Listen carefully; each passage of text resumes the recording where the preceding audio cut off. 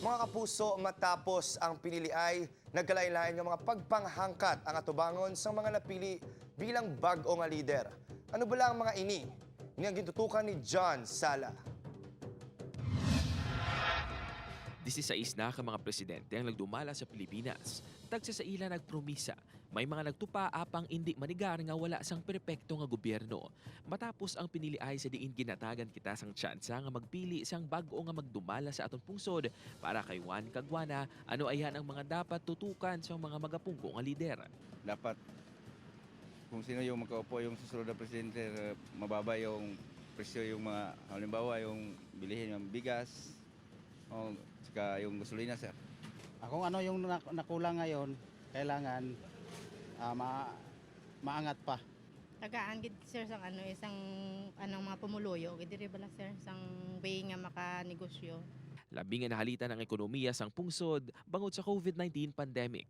Suno sa economics professor sa University of San Agustin kag miyembro man sang Regional Tripartite Wages and Productivity Board halin sa Sick Man of Asia, amat-amat nga nagbangon ang Pilipinas. Apang umpisa 2020 sa pagsugod sang pandemya, tuman nga naapektuhan ang agriculture, industry kag service sector.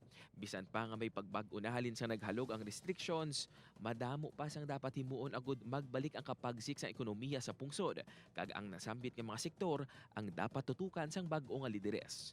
There are those candidates who sees election as a sort of a game. But this is not a game because it has a lot of challenges, a lot of responsibility. So for responsible citizens, election should be seen as an opportunity to revive our economy and give governance a more dignified face and undistorted democracy. Dugang panimalgos, lakip sa mga pag-atubangon nga pagpanghangkat sang mga magapungko sa gobyerno amo ang estilo sang panggobyerno nga hindi dapat maglapas sa kinamatarong sang tawo. Pagtransisyon sa ekonomiya padulong sa new normal, nagadako nga utang sang pungsod, padayon nga pagpakigbato sa pandemya, problema sa healthcare system, kapigaduhon kag gutom, climate change kag korupsyon. To be able to solve this in just 6 years or 3 years, that's too short.